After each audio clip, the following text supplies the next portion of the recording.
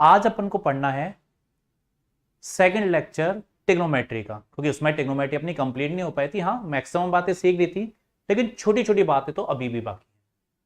तो टिग्नोमेट्री के अंदर और क्या बाकी रह गया है? तो टिग्नोमेट्री के अंदर वैसे तो टिग्नोमेट्री बहुत बढ़िया अगर मैथ के लेवल पे देखें, लेकिन अभी भी कुछ चीजें, कुछ फॉर्मूलाज ऐसे हैं जो हमारे काम आते हैं, लेकिन अभी अपन को पता नहीं है कौन कौन से। सबसे पहले एक बात करते हैं इस टाइप की, इफ मतलब इस टाइप से अगर ऐसे क्वेश्चन आए जैसे cos minus theta, sine minus theta, मतलब एंगल के अंदर ऐसे माइनस का मल्टीप्लाई करते तो क्या करें, और टेन माइनस थीटा, ये तीन हमारे काम आते हैं, साइन कॉस्ट है। तो याद रखो, जो कॉस बदतमीज होता है वो अपने माइनस को खा जाता है। कॉस क्या करता है? खा जाता है, भूखा एक नंबर का। कॉस क्या करेगा? इस माइनस को खा जाएगा, मतलब इसको हम कॉस थीटा लिख सकते हैं। मतलब भूखा बैठा अपने माइनस को खा गया जाता है, मतलब हद है। इसकी मर्जी, हम उसमें कुछ नहीं कर सकते। लेकिन हाँ, sine minus theta, sine minus theta क्या करता है? माइनस को बाहर पटक देता है, बाहर जा मेरी जिंदगी से, लौट के मत आना वापस। तो अपने घर से ही निकाल देता है इसको, माइनस को। टेन क्या करता है? टेन साइन की कॉपी करता है, जैसे इसने बाहर भेजा था ये भी बाहर भेज देता है, माइनस टेन थीटा। तो कॉस तो अपने माइनस को चबा जाएगा, खा जाएगा, एक नंबर का भूखा नंगा है, खा जाएगा। साइन और टेन माइनस को किधर भेज देते हैं? बाहर। ये आइडेंटिटी है, ये अपन को याद रखनी है। जैसे इसमें यूज करो, कॉस माइनस थीटा माइनस 60, इसकी वैल्यू क्या होगी? कॉस 60 के बराबर। टेन साइन माइनस 45 की वैल्यू कितनी होगी? माइनस साइन 45, मतलब minus one by root two. Tan minus 30, minus को बाहर ले जाओ, माइनस टेन 30। इस तरीके से वैल्यूज है। तो जो साइन 45 टेन 30 की वैल्यू वही है, बस आगे क्या आ जाएगा? माइनस। तो ये आइडेंटिटी है, ये याद होनी चाहिए कि ये बदतमीज क्या करता है? माइनस को खा जाता है कॉस, और साइन और टेन अपने माइनस को बाहर फेंक देते हैं। नॉर्मल आइडेंटिटी याद कर सकते हो। ये कुछ ट्राइंगल्स हैं टेक्नोमेट्री के, हमारे थोड़े काम आते हैं। ये दो ऊपर के ज्यादा काम आते हैं, पहला और दूसरा काम आते हैं ज्यादा। तीसरा वाला तो हाँ काम आता है, वेक्टर वेक्टर्स के अंदर कई बार काम आ जाता है, कुछ फर्जी एंगल दे देता है तब के लिए। लेकिन ये बहुत रेयर केस में काम आएगा, ये बहुत रेयर केस में काम आएगा, ऐसे कोई ज्यादा खास जरूरी नहीं है। लेकिन ऊपर वाले तो भाई भयंकर याद होने चाहिए। 37 और 53 डिग्री, ये दो ट्राइंगल थोड़े ज्यादा काम के हैं। 37 और 53 डिग्री कैसे काम के हैं? देखो कुछ नहीं है, दोनों ट्राइंगल देखो एक जैसे हैं, बस 3 4 5 लग रहा है, 3 4 5 3 4 5। अब हमें ये कंफ्यूजन हो जाता है। ये वाला तो भाई रटना है, इसको रट लेना, ज्यादा यूज है नहीं, मन करे तो रटो, नहीं तो कोई खास बात है नहीं। लेकिन ये दोनों ट्राइंगल कैसे याद करोगे? 37 53 डिग्री के ट्राइंगल है जो 3 4 5 लिखा हुआ है दोनों के ऊपर, 3 4 5 उस पे और 3 4 5 ही उस पे। लेकिन समस्या ये आती है कि कभी हम ये कंफ्यूज हो जाते हैं कि 5 तो चलो हाइपोटेनियस है, इसको तो हम चिपका देंगे दोनों में, 5 तो सबसे बड़ी लेंथ है, वो तो हाइपोटेनियस के पास जाएगी। 3 कहां जाएगा? 4 कहां जाएगा? 53 में कहां जाएगा? और 37 में कहां जाएगा? तो इसका सीधा सा लॉजिक है क्या? ध्यान से ट्रिक सुनना। 37 डिग्री है, छोटी वैल्यू है, छोटी के सामने छोटी वैल्यू चिपका दो। 3 और 4 में छोटी वैल्यू कौन सी है? 3, और यहां 4 लिख दो। 53 डिग्री बड़ी वैल्यू है, बड़ी वैल्यू के सामने बड़ी वाला चिपका दो। कौन? 4, 3 यहां लिख दो, बस हो गया। दोबारा दोबारा दोबारा, ये क्या कर दिया मैंने? दोबारा सीखेंगे। सर कहना क्या चाहते हो? दोबारा बताओ, मैं दोबारा ट्रायंगल बनाता हूं तुम्हारे लिए, है ना। देखो, जैसे मान लो 37 डिग्री का ट्रायंगल बनाना है, ठीक है, 3 4 5 लिखना है, तो 5 तो इसके पास जाएगा। 37 53 वाला ट्रायंगल में कंफ्यूजन है, तो छोटी वैल्यू 37, तो इसके सामने छोटा वाला चिपकाओ 3, और यहां 4। 53 डिग्री का बना लेते हैं। 53 बड़ी वैल्यू है, यहाँ तो 5 चिपका दो, तो यहाँ 4 आ जाएगा, यहाँ 3 आ जाएगा। ये काम है। तो ये दोनों ट्रायंगल याद होने चाहिए कुल मिला के। ये ट्रायंगल कुछ ज्यादा ही काम के हैं, ये छठे चौमाह से काम आएगा, बहुत ज्यादा काम का नहीं है, लेकिन याद कर लेना क्या है। तो 22.6 डिग्री वाला और 67.4। अब इसी से तुम 22.6 की और साइन साइन 22.6 से ये आ जाएगा, 1067.4 चाहिए आ जाएगा। Same to same. जैसे देखो इसका यूज कैसे करेंगे अपन, इसका यूज करना बड़ा आसान है। कैसे? तुम्हें साइन 37 चाहिए, साइन बराबर क्या होता है?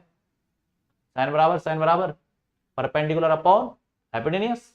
साइन बराबर क्या होता है? Perpendicular upon hypotenuse. परपेंडिकुलर कौन है? 3, हाइपोटेनियस कौन है? 5, तो 3/5। ये साइन 37 की वैल्यू होगी। इस तरीके से काम आएगा ये। अच्छा, जैसे मैं पूछूं तुमसे cos 53 की वैल्यू निकालो, cos 53 कितना होगा, निकाल लो ट्राइंगल से, निकालो cos 53, इससे आ जाएगा। cos बराबर क्या होता है, बेस अपॉन हाइपोटेनियस, बेस कौन है 53 हो गया, बेस 3, हाइपोटेनियस कौन हो गया 5। सिंपल है। मान लो इससे मेरे को चाहिए sin 67.4 की वैल्यू कितनी होगी, sin बराबर क्या होता है, परपेंडिकुलर अपॉन हाइपोटेनियस, थीटा के सामने वाला परपेंडिकुलर 12, हाइपोटेनियस कौन हो गया 13,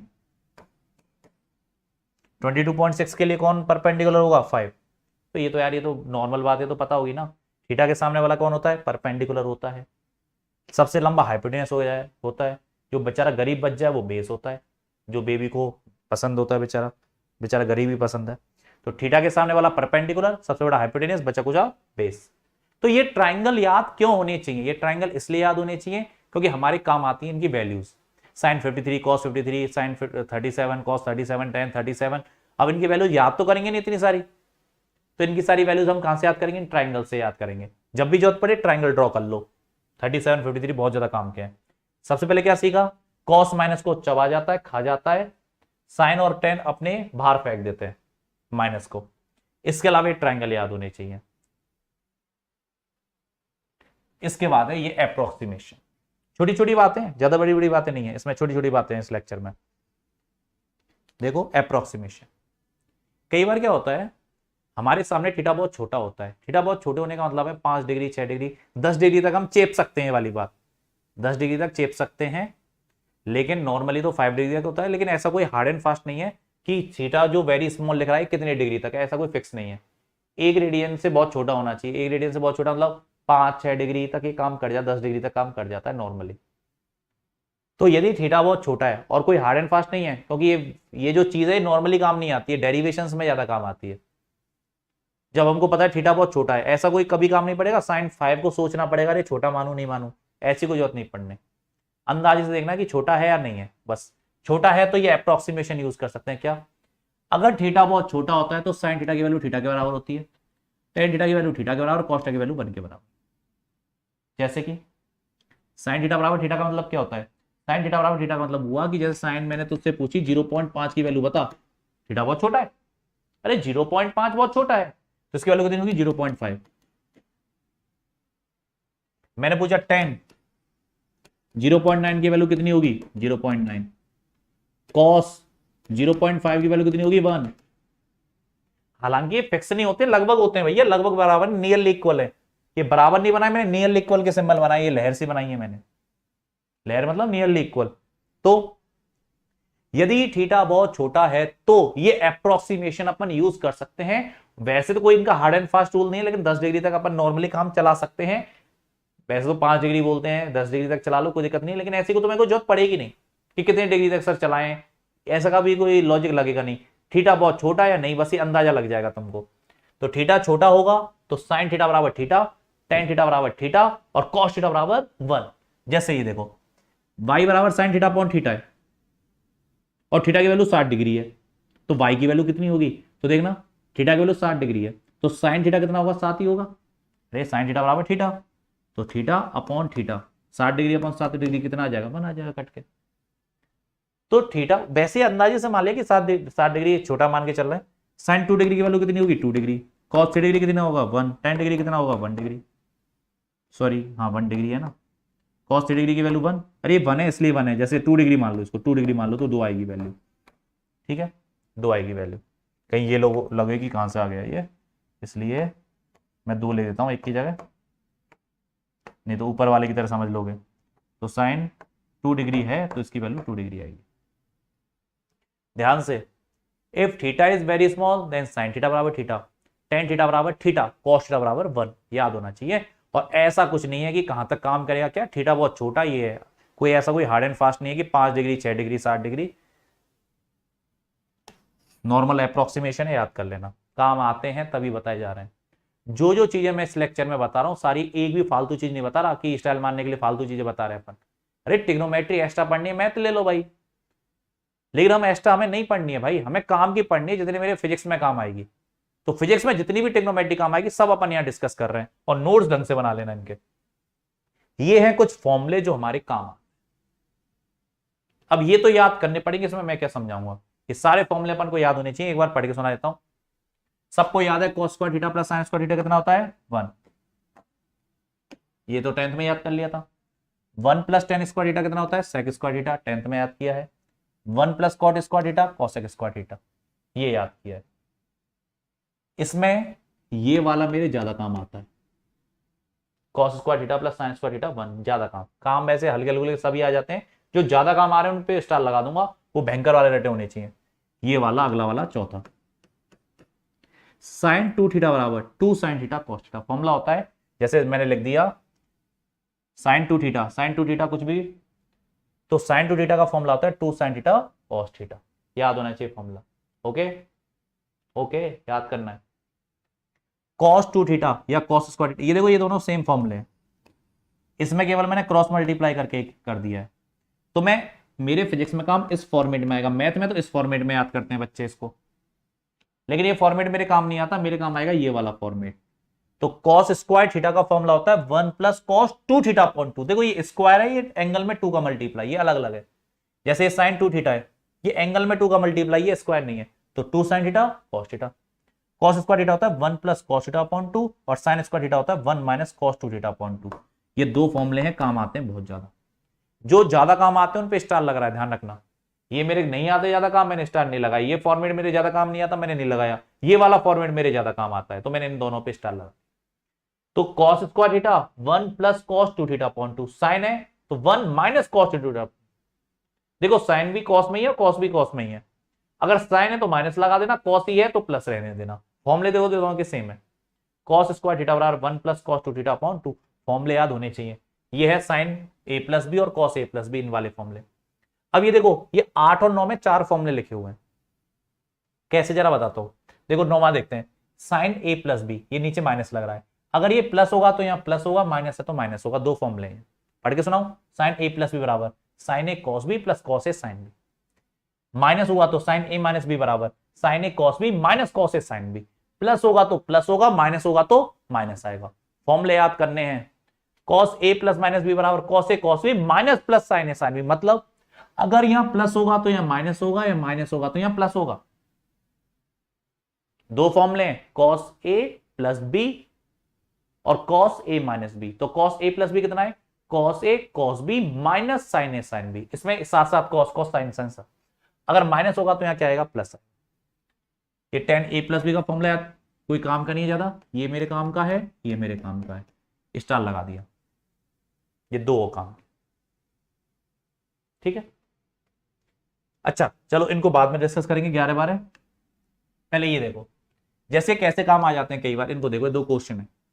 हमें चाहिए sin 15 और tan 75 की वैल्यू।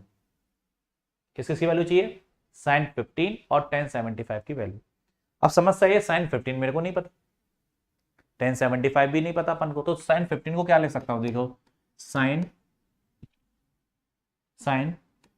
45 माइनस 30 डिग्री, 15 होता है 45 माइनस 30, तो sin 15 को लिख सकता हूं sin 45 माइनस 30। देखो जरा देखना, ये sin a माइनस बी का फॉर्मूला बना नहीं बना, 45 30 की वैल्यू हमको आती है। अच्छा ये मैं क्यों करा रहा हूं, ऐसे कुछ ज्यादा खास काम आएगा नहीं, लेकिन हमें एक आइडिया लग जाएगा कि फॉर्मूले कैसे यूज होंगे। तो जरा देखो, देखो ये दोनों फॉर्मूले इंटीग्रेशन में यूज होंगे, इंटीग्रेशन एक टॉपिक के अंदर। ये दोनों फॉर्मूले, ये तो कहीं पे भी शुरू हो जाते हैं, ये दोनों कहीं पे भी शुरू हो जाएंगे। जिन पे स्टार लगा रहा हूं वही ज्यादा काम के हैं, ये इंटीग्रेशन में ज्यादा काम आएगा, ये वाला कहीं भी काम आ जाएंगे ये दोनों। ये कैसे काम आ रहे हैं वो मैं बता रहा हूं अभी, ठीक है, ध्यान से। तो sin 45 minus 30, sin a minus B क्या होता है, sin a cos b minus cos a sin b, ये फॉर्मूला है। ये किसका फॉर्मूला है, sin a माइनस b का, अभी अभी लिखा है। चलो sin sin 45 cos 30 minus cos 45 sin, solve कर लो। sin 45 की वैल्यू कितनी होती है, 1/√2,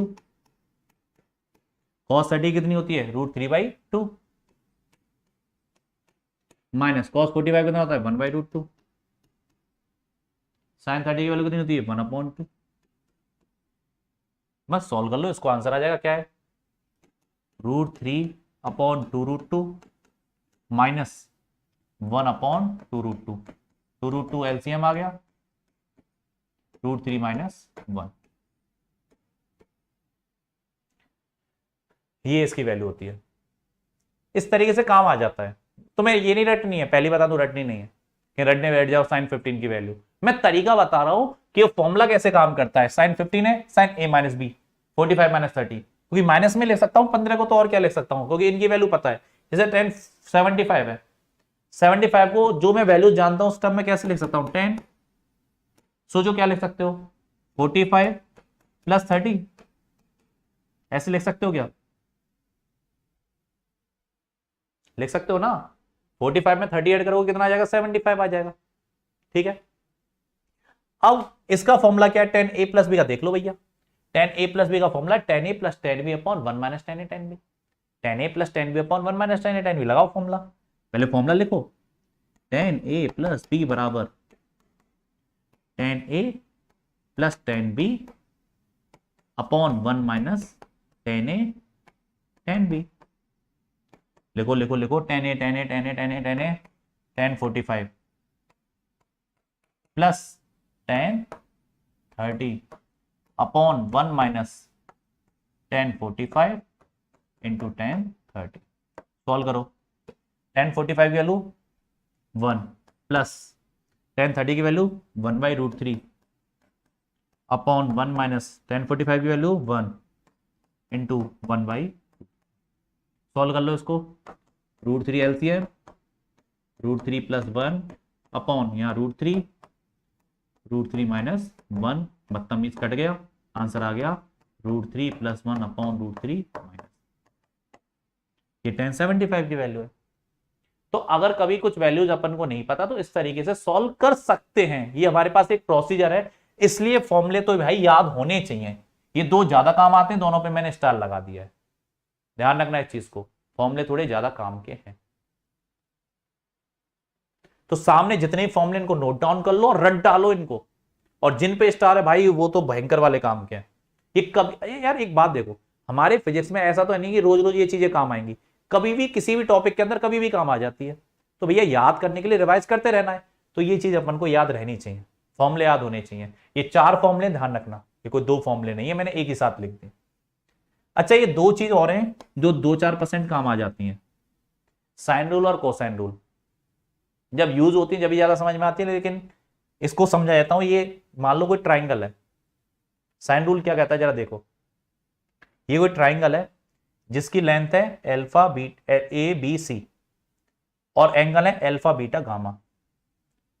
तो साइन रूल कहता है साइन अल्फा अपॉन ए बराबर साइन बीटा अपॉन बी बराबर साइन गामा अपॉन सी। जैसे देखो कैसे, साइन अल्फा अपॉन ए सामने वाला लेना है, ये साइड कौन सी लेनी है, एंगल के सामने वाली, sine beta upon B sine gamma upon C, ये साइन रूल है। बाद में लामीज थ्योरम के नाम से काम आएगा।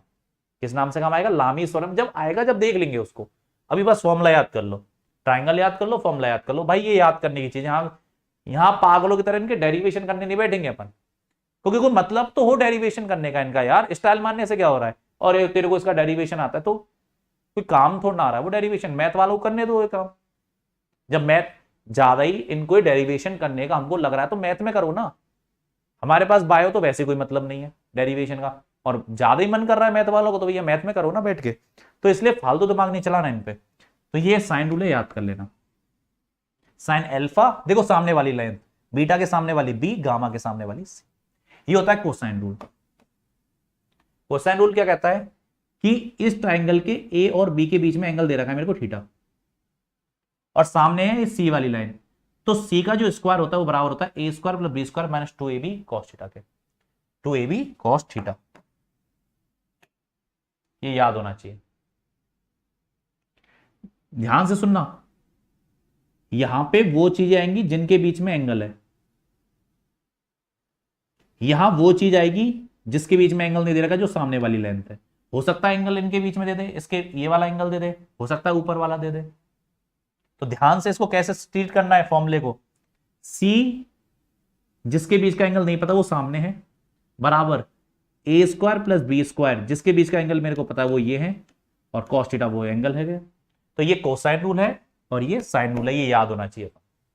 तो सामने जितने भी फॉर्मूले भयंकर वाले रटे हुए होने चाहिए, ये जितनी भी ट्रिग्नोमेट्री पढ़ाई है पूरी हमारे काम आती है। क्या क्या? सबसे पहले ट्रिग्नोमेट्री के अंदर साइन कोस टेन वो सारी चीजें पिछले लेक्चर की बात बता रहा हूं। उसके बाद एंगल निकालना, 90 से ज्यादा वाले एंगल कैसे निकालते हैं।